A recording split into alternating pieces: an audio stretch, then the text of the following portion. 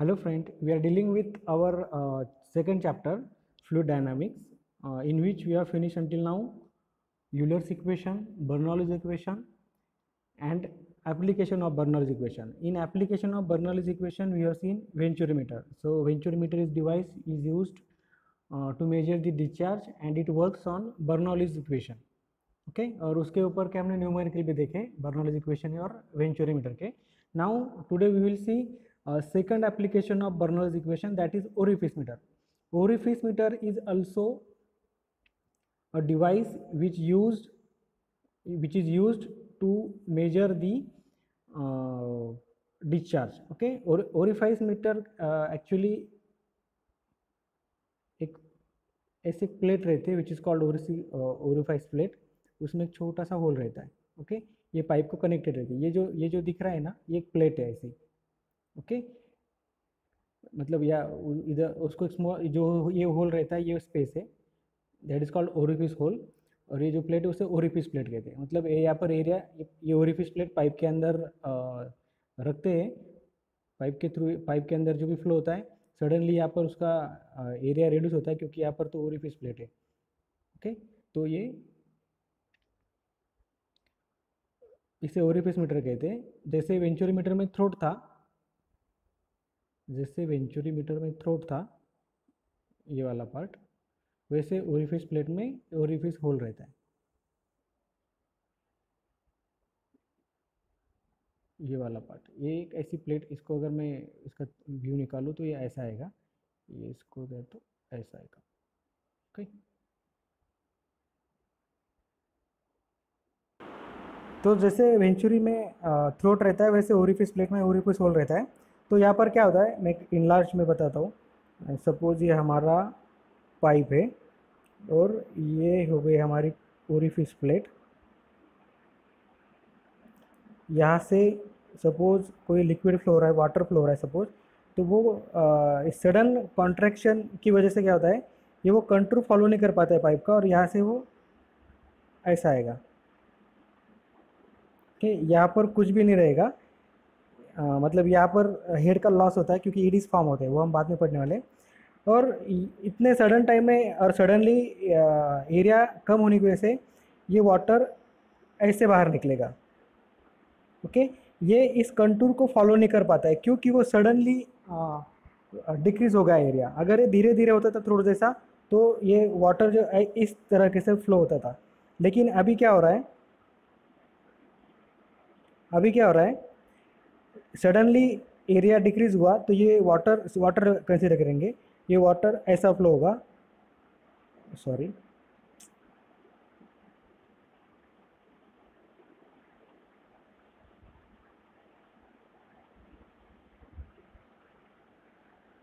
ऐसा फ्लो होगा. ओके समझ में आ रहा है. ये जो सबसे कम एरिया वाला पार्ट रहता है, सबसे कम डायमेंशन वाला पार्ट रहता है, इसे कहते हैं वेना कॉन्ट्रैक्टा.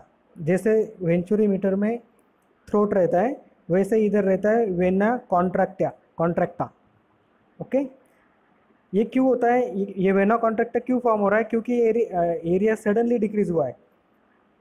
थ्योरेटिकली इसने कैसे फ्लो होना था,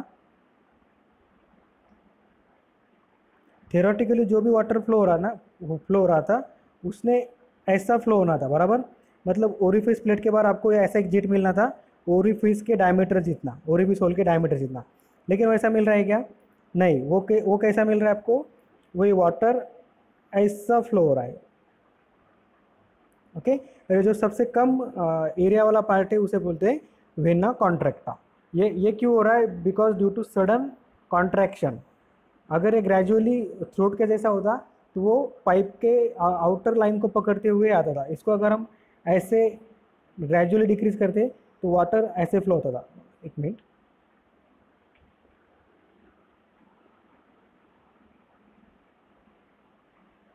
इसको अगर हम ऐसे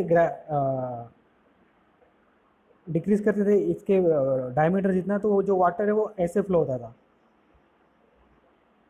ओके उसमें कहीं पर भी लॉस नहीं होता था. लेकिन यहाँ पर क्या हो रहा है, यहाँ पर because of the sudden contraction ये जो वाटर है ये इस ओरिफिस प्लेट को फॉलो नहीं कर पाता और ऊपर उसके नीचे चला जाता है। तो ये जो सबसे कम डायमीटर वाला पार्ट है इसे कहते हैं वेना कॉन्ट्रैक्टा।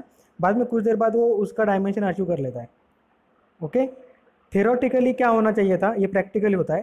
थेरोटिकली क्या होना चाहिए था, जो वाटर आ रहा है उसने ऐसा बाहर आना चाहिए। ओके, जो भी वाटर इस पाइप के थ्रू आ रहा है उसने ऐसा एक वाटर का जेट बाहर आना चाहिए जो इस ओरिफिस होल के जितना उसका डायमीटर का जेट हो। ओके, लेकिन ऐसा नहीं हो पाता है।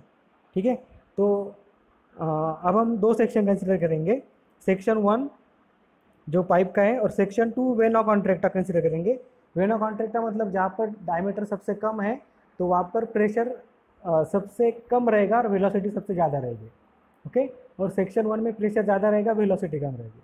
तो हम दो सेक्शन को बर्नौलीज इक्वेशन अप्लाई करेंगे, P upon rho g plus V one square upon 2g plus Z1, P2 upon rho g plus V2 square upon 2g plus Z2। तो एक्चुअल में ये Z1 Z2 ये क्या देगा आपको, एनर्जी हेड, ये भी देगा एनर्जी हेड। एक्चुअल में Z1 Z2 को हम नेगलेक्ट भी कर सकते हैं क्योंकि पाइप तो हॉरिजॉन्टल रहता है, लेकिन फिर भी अगर नहीं रहा तो भी आप Z1 Z को इंक्लूड करेंगे, वो आपको वही वैल्यू देगा H वाली। दोनों का डिफरेंस क्या देगा, H, जो हमने वेंचुरीमीटर में देखा था। What is H, difference between pressure head between section 1 and section 2। तो आप इस बात पर याद रखो, अपन सेक्शन 2 वेना कॉन्ट्रैक्टा पे ले रहे हैं, ओरिफिस होल पे नहीं। ओके, तो ये इक्वेशन हमें मिलेगा। हमने क्या किया, वेलोसिटी हेड एक साइड में रखा और प्रेशर हेड एक साइड में रखा, हमें मिला H, ये मिलेगा H1, ये मिलेगा H2। तो H1 माइनस H2 क्या आएगा, H equals to V2 square upon 2g minus V1 square upon 2g। इसको सिंप्लीफाई किया तो ये आएगा V2 square minus V1 square upon 2g, ये वाला इक्वल्स टू H, ये 2g इधर गया तो ये होगा 2gH V2 square minus V1 square. तो हमें V2 स्क्वायर निकालना है, V1 इधर गया तो ये होगा V1 square plus 2gH equals to V2 square. अब V2 चाहिए तो अंडर रूट लेंगे, तो V2 इक्वल्स टू हमें मिलेगा ये V1 स्क्वायर प्लस 2gH। लेकिन जो वो सेकंड सेक्शन है ये डिपेंड करता है कि इसका डायमीटर कितना रहता है, इसकी कोई स्टेडी पोजीशन नहीं है। जैसे वेंचुरीमीटर में थ्रोट का जो डायमीटर है वो कांस्टेंट रहता है थ्रू आउट, क्योंकि वो बना हुआ है तो वो कभी चेंज नहीं होगा। लेकिन ये वेना कॉन्ट्रैक्टा है, इसकी पोजीशन कभी भी कहीं पर भी चेंज हो सकती है, तो इसका जो डायमीटर रहता है वो फिक्स नहीं रहता है। ओके, और हमें चाहिए फिक्स डायमीटर, तो हम क्या करेंगे, इस वेना कॉन्ट्रैक्टा का इस ओरिफिस के साथ में कनेक्शन निकालेंगे। तो ये वेना कॉन्ट्रैक्टा क्यों फॉर्म हुआ, बिकॉज ऑफ सडन कॉन्ट्रैक्शन। तो यहाँ पर एक नई टर्म है, कोएफिशिएंट ऑफ कॉन्ट्रैक्शन। अब इसको मैं एक्सप्लेन करूँगा, तो ठीक से ध्यान से सुनो। ये हो गया अपना वेना कॉन्ट्रैक्टा। ओके, सपोज ये जो ओरिफिस है, इसका एरिया सपोज AO है। ओके, थ्योरेटिकली क्या होना चाहिए था, जो भी वाटर आ रहा है वो ऐसे बाहर जाना चाहिए था, बराबर। मतलब जो वाटर बाहर जाएगा उसका जो जेट रहेगा उसका एरिया भी A0 रहना चाहिए था, क्लियर। लेकिन सडनली कॉन्ट्रैक्ट होने की वजह से प्रैक्टिकली क्या हो रहा है, ये जो इधर से वाटर आ रहा है वो ऐसे बाहर जा रहा है। ओके, तो उसका जो वाटर बाहर जा रहा है उसका एरिया हमें कितना मिल रहा है सर, A2, क्लियर। थ्योरेटिकली इतना चाहिए था, मिल कितना रहा है, इतना। तो कोएफिशिएंट ऑफ कॉन्ट्रैक्शन को हम क्या लिख सकते हैं, थ्योरेटिकली इतना मिलना चाहिए था लेकिन वो इतना मिल रहा है। ओके, तो CC क्या रहेगा, coefficient of contraction, actual contraction divided by theoretical. Actual theoretical कितना रहना चाहिए था, ये ओरिफिस के होल जितना, लेकिन एक्चुअल में कितना रह रहा है, वेना कॉन्ट्रैक्टा जितना। वेना कॉन्ट्रैक्टा का एरिया कितना है, A2। तो अगर A2 की वैल्यू A1 इतनी रह गई तो कोएफिशिएंट ऑफ कॉन्ट्रैक्शन 1 आएगा। इसका मतलब कॉन्ट्रैक्शन हुआ है नहीं, मतलब जितना है उतना है, बराबर।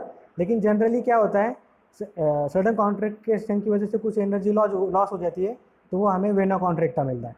तो CC को हम क्या करेंगे, A2 अपॉन A1। A2 क्या है, A2 means area of vena contracta, और A0 क्या है, या AO क्या है, एरिया ऑफ ओरिफिस। थ्योरेटिकली वो वाटर जो बाहर जा रहा है उसका एरिया ओरिफिस जितना होना चाहिए था, लेकिन वो उससे कम रहता है, इसीलिए यहाँ पर कोएफिशिएंट ऑफ कॉन्ट्रैक्शन। ये समझ में आ गया, A2 अपॉन A1। तो A2 को हम लिख सकते हैं AO इंटू CC। क्लियर? मतलब हम A2 को AO पे शिफ्ट कर रहे हैं। AO की वैल्यू कभी चेंज नहीं होगी। AO मतलब area of orifice hole. Orifice hole कभी चेंज नहीं होगा, वो तो एक ओरिफिस प्लेट का होल है, वो थ्रू आउट उसकी जो डायमेंशन रहेगी वो कांस्टेंट रहेगी। ओके, तो हमने क्या किया, कंटिन्यूटी इक्वेशन अप्लाई करेंगे, A1 V1 equals to A2 V2। तो V1 को हम इन टर्म्स ऑफ V2 लिख सकते हैं, बराबर। V1 एक साइड में रहेगा, A1 इधर जाएगा, तो ये बनेगा A2 upon A1 into V2। अब A2 को हम क्या लिख सकते हैं, ये तो इसको लिखा AO into CC upon A1 into V2। ये वैल्यू हमने अब इस इक्वेशन में पुट कर दी जो ऊपर आया था। हमने क्या किया, we put this value of V1 into equation. तो V2 equals to under 2GH plus V1 square, लेकिन V1 की वैल्यू इतनी है तो उसका पूरा स्क्वायर, बराबर। ठीक है, तो अब इसका स्क्वायर लिया, V2 square equals to 2GH plus ये। अब देखो इधर भी V2 है, ये इस साइड में चला गया, तो आपको मिलेगा V2 कॉमन लिया, 1 माइनस ये, एक मिनट, यहाँ पर देखो ये इस साइड में जाने के बाद क्या क्या मिलेगा, V2 square minus AO upon A1 का स्क्वायर, CC का स्क्वायर और V2 का स्क्वायर। इसमें से हमने V2 का स्क्वायर कॉमन निकाल लिया, तो क्या बचेगा यहाँ पर 1 minus AO upon A1 whole square CC का स्क्वायर। क्लियर, जो यहाँ पर लिखा है। ओके, तो अब देखो इसको हम और सिंप्लीफाई कर सकते हैं। V2 एक साइड में, ये इधर जाएगा, और V2 स्क्वायर है, हमें V2 चाहिए तो उसका स्क्वायर रूट ले लेंगे, 2GH under root 1 minus AO upon A1 square into CC square. अब ये V2 हमने क्यों निकाला, क्योंकि हमें डिस्चार्ज निकालना है। ओके, तो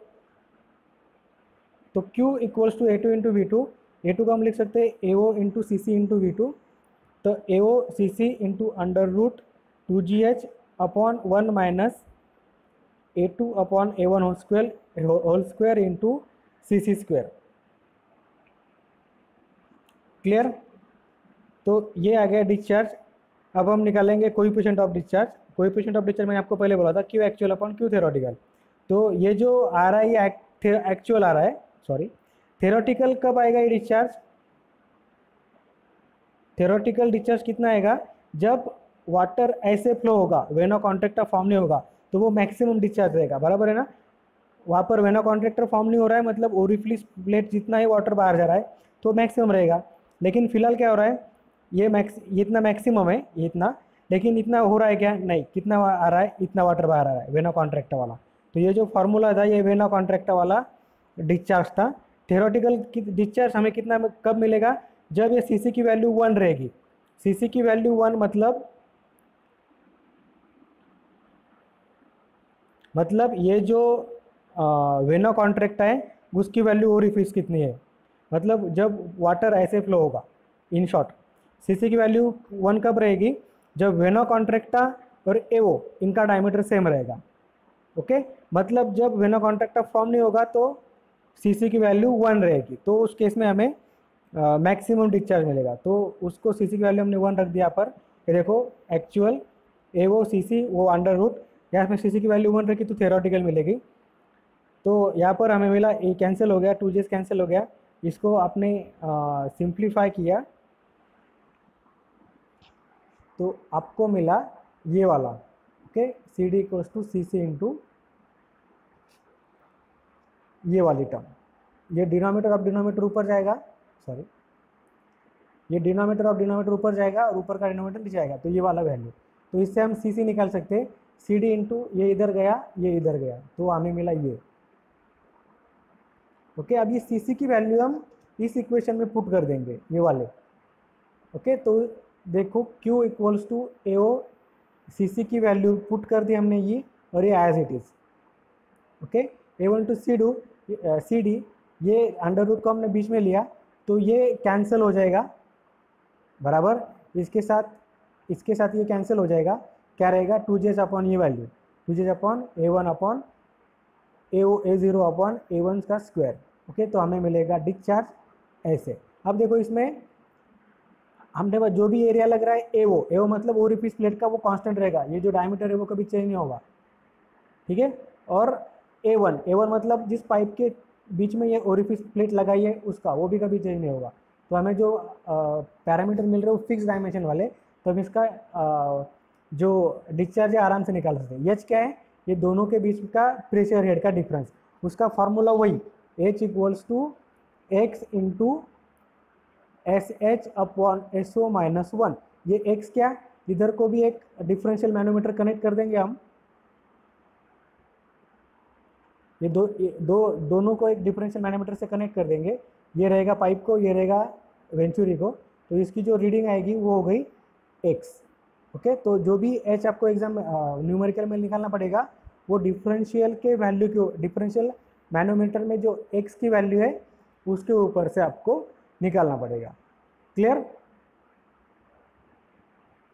ओके, तो इसके अभी आप इसको एक बार फिर से देखिए, इसमें बुक में पढ़िए, ये जो वेना कॉन्ट्रैक्ट है, जो कोएफिशिएंट ऑफ कॉन्ट्रैक्शन की जो कंसेप्ट है वो ठीक से समझ लीजिए।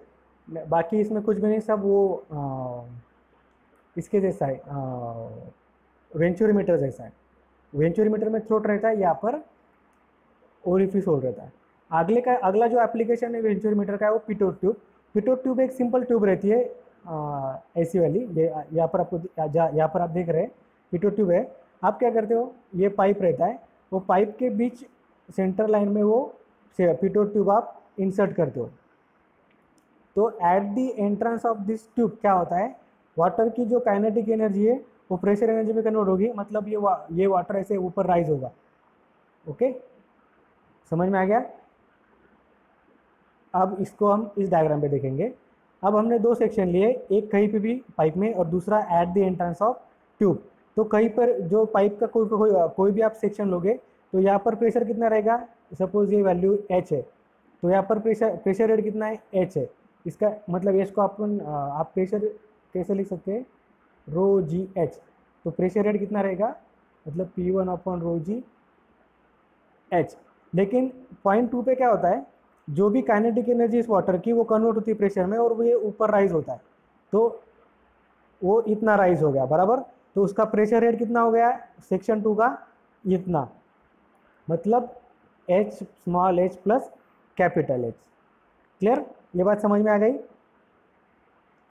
या दूसरी तरीके से बताओ, सेक्शन 2 का प्रेशर आप कितना आएगा, P2 equals to rho g into ये वाली वैल्यू, क्योंकि इतना राइज हुआ है तो ये वैल्यू कितनी है, H प्लस कैपिटल H, इतना प्लस इतना।